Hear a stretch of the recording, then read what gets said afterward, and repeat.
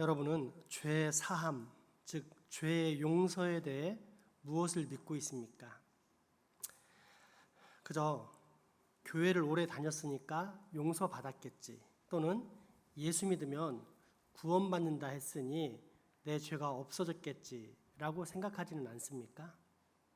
이는 마치 어떤 사람이 몇 가지 기본적인 복음을 제시하면서 당신은 이것을 믿습니까? 예, 믿습니다 하면, 그렇다면 당신은 이제 구원받았습니다 라고 말하는 것과 마찬가지입니다. 복음을 너무 쉽게 이야기하는 것입니다. 그러나 죄에 대해 제대로 심각하게 가르치지 않는 복음은 가짜입니다. 사람의 죄가 얼마나 크고 비참한지, 그런 죄를 가진 사람이 받을 영원한 심판이 얼마나 무섭고 두려운지를 알아야만 그 어마어마한 죄악을 넘어서는 하나님의 큰 은혜도 비로소 깨달을 수 있는 것입니다. 그렇지 않고 값싼 복음을 전하면 당장에는 예수 믿겠다고 고백하는 사람들의 모습을 보면서 만족할지 모르지만, 실제로는 그들에게 영원한 저주와 사망에 이르는 죄를 더욱 은밀하게 지으면서도 자신은 안전하다라고 착각하게 만드는 사망의 환경을 조성하게 되는 것입니다. 따라서 죄에 대한 분명한 이해와 더불어 올바른 죄 사함의 선포는 교회의 생명이라 해도 과언이 아닙니다. 그런데 불행히도 현대 교회들은 죄를 강조하지 않습니다. 사람들이 오지 않을 수 있기 때문입니다. 그렇게 죄를 강조하면 교회 생활이 너무 퍽퍽하지 않겠니? 이 세상에서 사업하다, 직장 생활하다, 공부하다 힘들게 예배당에 왔는데 왜 부담스럽게 죄에 대해 이야기하느냐? 현대사회는 사는 것이 참으로 각박하다, 힘들다. 그러니 교회에서는 적당히 마음도 위로해주고 기분이 침체된 사람들을 조금이나마 즐겁게 해주어야 되는 거 아니냐? 안 그러면 교회 오고 싶겠니? 때문에 현대에 적지 않은 교회에서 죄와 그 죄가 지닌 저주와 비참, 그리고 장차 다가올 심판에 대한 설교가 사라지고 대신 각종 복받는 비법과 성공하는 삶에 대한 강연이 풍성해지는 것을 보게 됩니다. 들어야 할 말씀보다 듣고 싶은 말을 듣게 해주는 교회들이 늘어가는 것입니다. 때문에 하이델베르크 교리문답은 예수 그리스도를 머리로 삼는 온전한 교회, 이 교회에서만 비롯되고 또 이 교회에서만 받을 수 있는 죄 사함에 대해 가르쳐 줍니다. 56문답입니다. 죄를 사하여 주시는 것에 대해 당신은 무엇을 믿습니까? 그리스도가 하나님의 의를 충족시켰기 때문에 하나님은 나의 모든 죄와 내가 평생 동안 사워야만 하는 나의 죄악된 본성을 더 이상 기억하시지 않습니다. 오히려 하나님의 은혜로 나에게 그리스도의 의를 선물로 주십니다. 따라서 나는 결코 심판을 받지 않습니다. 아멘. 먼저 죄에 대한 정의를 정확히 해야 합니다. 그렇게 수도 없이 많은 설교를 들었어도 사람들은 여전히 살인이나 강도, 도적질이나 강간 같은 윤리적이고 도덕적인 행위의 일탈만을 죄라고 생각합니다. 물론 이것들도 죄이지만 엄밀히 말하자면 죄의 열매이지 근원은 아닙니다. 사과 뿌리를 가진 나무에서 사과가 나고 배 뿌리를 가진 나무에서 배가 열리듯이 아까 이것들도 죄의 열매에 불과하지 결코 근원은 아니라는 뜻입니다. 그렇다면 죄의 근원, 죄의 뿌리는 무엇입니까? 하나님을 거부하는 마음과 상태, 다른 말로 하면 하나님의 말씀보다 자기 마음대로 살아가려는 태도와 생각, 한마디로 불순종입니다. 이것이 죄의 근원인 이유는 명확합니다. 사람이 스스로 태어났습니까? 아니면 하나님께서 창조하셨습니까? 당연히 하나님의 피조물입니다. 이때 창조주이신 하나님께서 아무런 목적도 없이 사람을 만드셨겠습니까? 아니면 분명한 목적을 가지고 사람을 빚으셨겠습니까? 따라서 피조된 사람의 목적은 창조주이신 하나님의 뜻과 계획을 따라서 사는 것입니다. 그러나 죄인은 자기 마음대로 살아갑니다. 하나님을 알지만 믿지는 않습니다. 아니 혹 믿는다며 교회에 다닌다 해도 내 마음의 주인은 여전히 나입니다. 하나님은 단지 손님일 뿐입니다. 그래서 필요할 때만 찾고 필요하지 않을 때는 언제든지 외면하면서 자기 마음대로 살아가는 것이 익숙합니다. 왜일까요? 답은 하나밖에 없습니다. 아직 죄인이기 때문입니다. 그런 죄인의 모습을 로마서 1장 12절은 이처럼 정확하게 기록하고 있습니다. 하나님을 알되 하나님을 영화롭게도 아니하며 감사하지도 아니하고 오히려 그 생각이 허망하여지며 미련한 마음이 어두워졌나니. 아멘. 문제는 이렇게 죄 가운데 사는 사람이 한두 사람이 아니라는 것입니다. 로마 3장 23절 말씀입니다. 모든 사람이 죄를 범하였음에 하나님의 영광에 이르지 못하더니. 아멘. 이에 대한 근거는 무엇일까요? 왜 세상에는 다 죄인들만 있는 것일까요? 왜 죄인들만 있다고 말씀하실까요? 그것은 하나님의 뜻과 계획인 율법, 즉 하나님의 율례와 법도를 온전히 지키는 사람이 단 한 사람도 없기 때문입니다. 갈라디아 3장 10절 말씀입니다. 무릇 율법 행위에 속한 자들은 저주 아래에 있나니 기록된 바 누구든지 율법 책에 기록된 대로 모든 일을 항상 행하지 아니하는 자는 저주 아래에 있는 자라 하였음이라.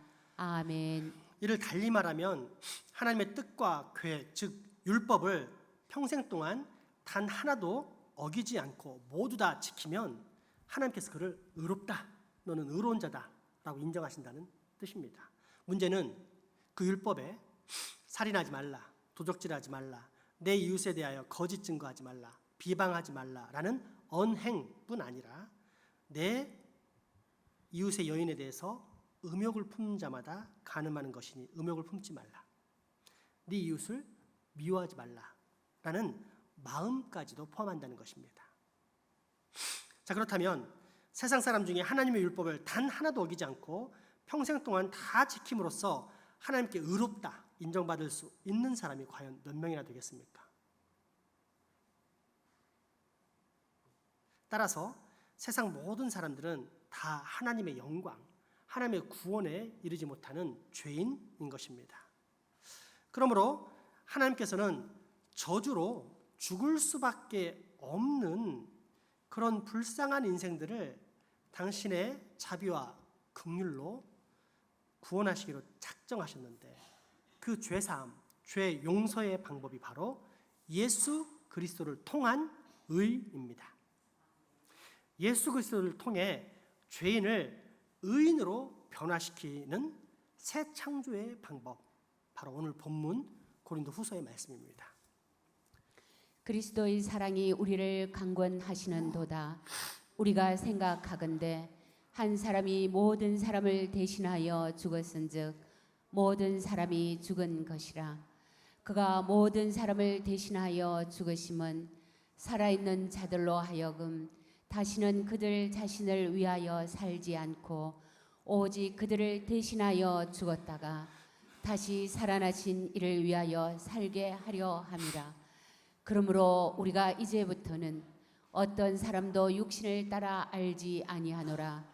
비록 우리가 그리스도도 육신을 따라 알았으나 이제부터는 그같이 알지 아니하노라. 그런즉 누구든지 그리스도 안에 있으면 새로운 피조물이라. 이전 것은 지나갔으니 보라 새 것이 되었도다. 아멘. 아멘. 요약하자면 하나님께서 너 죄인이냐? 용서해 줄게. 이런 값싼 복음 또는 가짜 복음으로 구원하시지 않으셨다는 것입니다. 왜냐하면 하나님은 공의의 하나님, 죄를 절대 못 본 척 지나치거나 간과하지 않으시고 반드시 처벌하시는 의의 하나님이시기 때문입니다.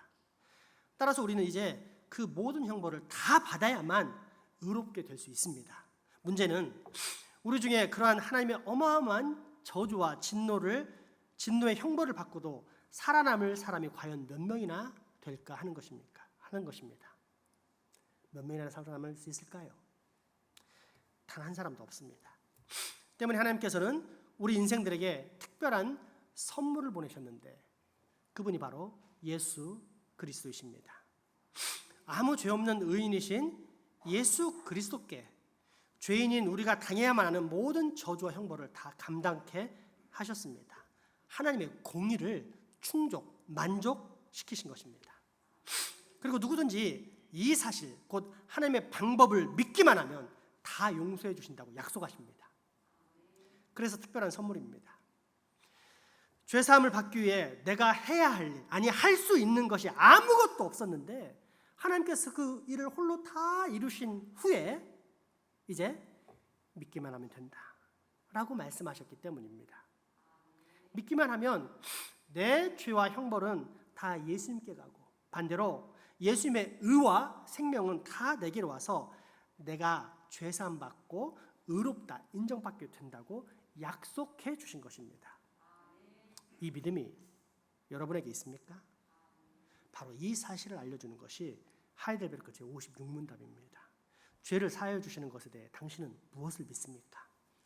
그리스도가 하나님의 의를 충족시켰기 때문에 하나님은 나의 모든 죄와 내가 평생 동안 싸워야만 하는 나의 죄악된 본성을 더 이상 기억하시지 않습니다.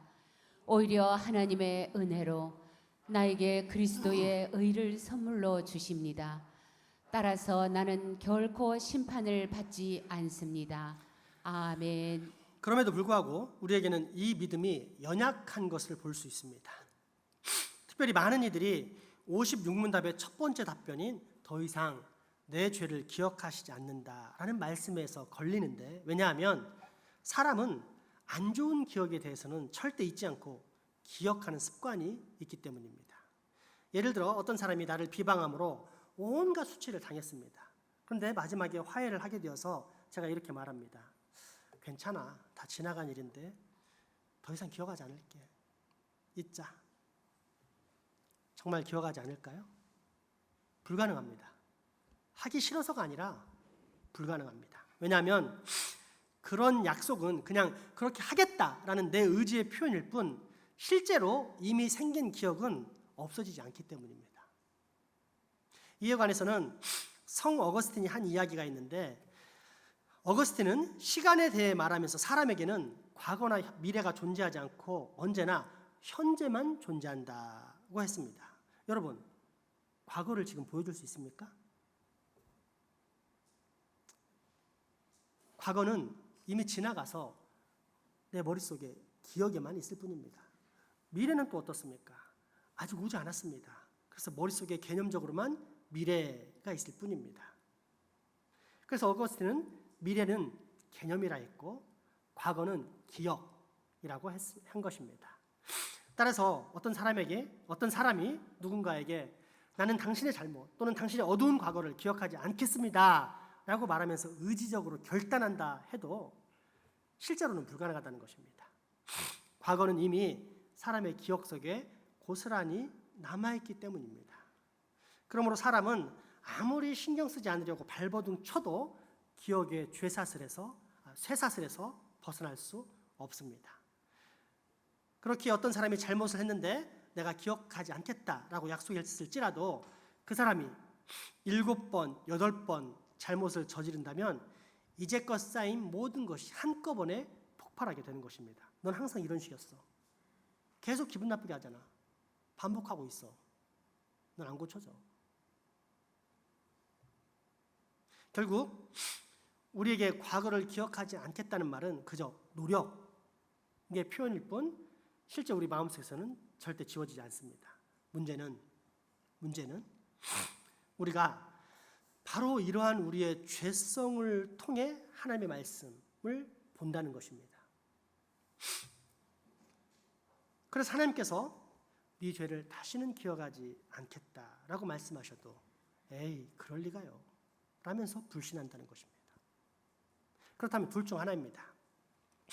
우리가 하나님의 말씀을 못 믿는 것인지 아니면 하나님이 우리에게 거짓말하시는 것입니다. 어느 쪽일까요? 하나님 우리를 기만하시는 것일까요? 아니면 우리가 하나님을 못 믿는 것일까요? 그러나 하나님은 이 기억과 관련해서도 완전하신 하나님이십니다.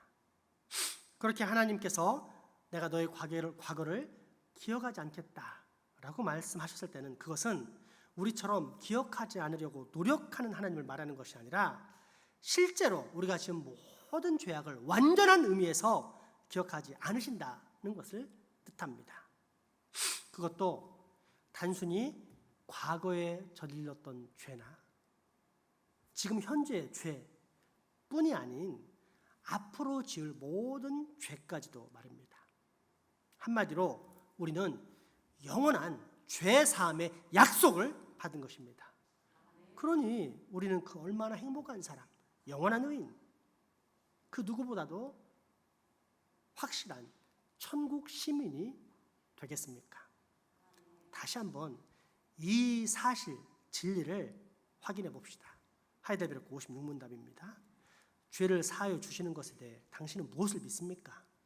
그리스도가 하나님의 의를 충족시켰기 때문에 하나님은 나의 모든 죄와 내가 평생 동안 싸워야만 하는 나의 죄악된 본성을 더 이상 기억하시지 않습니다. 오히려 하나님의 은혜로 나에게 그리스도의 의를 선물로 주십니다. 따라서 나는 결코 심판을 받지 않습니다. 아멘. 아멘. 이제 마지막으로 죄 사함 받은 자의 모습입니다.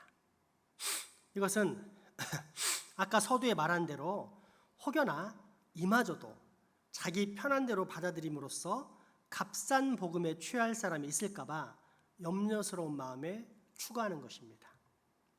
물론 진짜 죄 사함 받은 사람의 모습을 한마디로 정의하라면 주인입니다. 주인. 자기 자신이 여전히 자기 인생의 주인이라면 안타깝지만 그는 아직 죄 사함 받지 못한 사람일 가능성이 매우 높습니다. 반면 어느 순간부터 하나님께서 내 인생의 주인이 되었다면 그는 분명 죄 사함 받은 의로운 하늘 백성입니다. 그럼에도 불구하고 이는 다소 추상적일 수 있기 때문에 조금 더 구체적으로 두 가지만 나눈다면 감사와 용서입니다.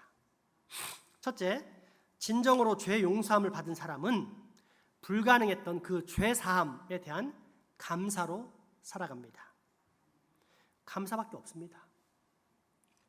하나님이 자신을 용서하시고 크신 구원을 베풀어 주셨다는 것을 깨닫게 되면서 무엇을 하든지 다 감사로 살아갑니다. 삶의 목표가 오직 하나님께 감사입니다. 그러면서 더욱더 은혜의 수단 가운데 나아갑니다. 하나님을 아는 지식에 자라가려는 거룩한 소욕 가운데 거하는 것도, 하나님의 뜻을 더 잘 알아보려고 성경을 읽는 것도, 묵상을 하는 것도, 더 깊이 공부하는 것도, 성경에서 가르치는 원칙에 따라 자신의 삶을 살아내가며 예수님 닮은 제자가 되려는 것도 다 감사의 표현인 것입니다. 영원히 죽을 뻔했던 나를 살리신 하나님을 알게 되면 오직 이후의 삶은 감사밖에 없기 때문입니다. 그래서 하이델베르크 제2문답은 죄사함의 은혜를 깨달은 백성들의 마지막 결론은 감사라고 결론을 내리고 있는 것입니다. 제2문답 보겠습니다. 이 위로 안에서 복을 누리며 살다가 죽기 위해 당신은 무엇을 알아야만 합니까? 다음 세 가지를 알아야만 합니다. 첫째, 나의 죄와 비참함이 얼마나 큰지 알아야 합니다. 둘째, 어떻게 내가 나의 모든 죄와 비참함으로부터 구원받는지 알아야 합니다. 셋째, 어떻게 내가 그러한 구원을 주시는 하나님께 감사해야 하는지 알아야 합니다. 아멘. 오직 감사입니다. 둘째, 용서입니다. 용서하는 사람은 하나님께 죄사함 받았다는 증거를 가진 사람입니다. 왜냐하면 하나님께 큰 용서를 받았다고 생각하는 사람은 다른 사람의 작은 잘못을 용서할 수 있기 때문입니다. 반대로 누군가가 용서를 하지 못한다면 그 사람은 아마도 하나님의 용서를 심각하게 생각해 보지 못한 사람,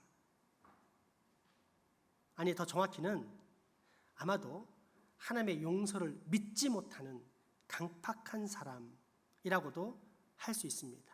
왜냐하면 하나님께 70번씩 7번이라는 큰 용서를 받은 사람, 그래서 성령님의 임재와 충만을 경험한 사람은 그 마음이 부드러워져서 반드시 이웃을 용서하며 살 수밖에 없기 때문입니다. 마태복음 18장에서 예수님은 10,000달란트, 그러니까 현대로 따지자면 약 7조 원 정도의 빚을 탕감해준 신하의 비유를 들려주십니다. 그런데 이렇게 큰 빚을 탕감받은 신하가 집에 가다가 자신에게 100데나리온, 그러니까 한 1,000만 원 정도 빚진 자를 만나자마자 그를 붙잡아 빚을 갚을 때까지 감옥에 가둬두는 사건이 발생하게 됩니다. 그러자 이 소식을 듣게 된 10,000달란트 탕감해 주었던 왕이 화가 잔뜩 나서 다시 그를 잡아 감옥에 가둬버립니다. 그리고 결론적으로 하신 예수님의 말씀이 다음과 같습니다. 마태복음 18장 말씀입니다. 너희가 각각 마음으로부터 형제를 용서하지 아니하면 나의 하늘 아버지께서도 너희에게 이와 같이 하시리라. 아멘. 예수 그리스도를 믿는 신자, 그렇게 한 몸을 이룬 교회, 곧 우리가 진짜 서로에 대해서 형제 자매라고 생각한다면 용서하고 산다는 것입니다. 왜냐하면 나는 하나님께 큰 용서를 받은 사람이기 때문입니다. 그리고 이렇게 큰 용서를 받은 사람은 반드시 내 형제, 내 자매의 작은 허물을 용서할 수 있게 되는 것입니다. 용서가 내 죄사함의 또 다른 분명한 증거입니다. 어떻습니까? 여러분에게는 이러한 감사와 또 용서가 있습니까? 다른 말로 하자면 여러분에게는 이처럼 분명한 죄 사함의 확신이 있습니까? 여러분, 만약 아직도 하나님이 여러분 인생의 주인이 아니라면 얼른 회개하십시오. 죄 사함 받으십시오. 그렇지 않으면 죽습니다. 그것도 영원히 저 지옥 불구덩이에서 멸망당합니다. 그러나 혹시 여러분 중에 언젠가부터 하나님이 내 인생의 주인이 된 분이 있습니까? 그래서 그분의 말씀을 듣는 것이 가장 기쁘고 그분이 원하시는 뜻대로 살아가는 것이 가장 행복하십니까? 또한 날마다 감사가 넘치고 나아가 예전과 달리 누군가를 용서하는 것이 그렇게 어렵지 않게 느껴지십니까? 그렇다면 기뻐하십시오. 여러분은 분명 죄 사함을 받은 구원의 백성이기 때문입니다. 기도하겠습니다. 죄 사함의 은혜를 주시는 사랑의 하나님, 오늘 우리에게 죄를 사하시되 과거와 현재뿐 아니라 앞으로의 모든 죄까지도 용서해 주시며 다시는 기억하지 않겠다는 확실한 용서의 말씀을 들려주심에 감사드립니다. 바로 없기는 우리가 우리의 생각을 따라 하나님을 믿지 않게 하시고 하나님의 말씀을 따라 있는 그대로 하나님을 믿음으로 참된 죄사함과 죄사함의 기쁨과 참된 구원의 확신을 꼭 갖게 하여 주옵소서. 예수 이름으로 기도합니다. 아멘. 헌금하시겠습니다.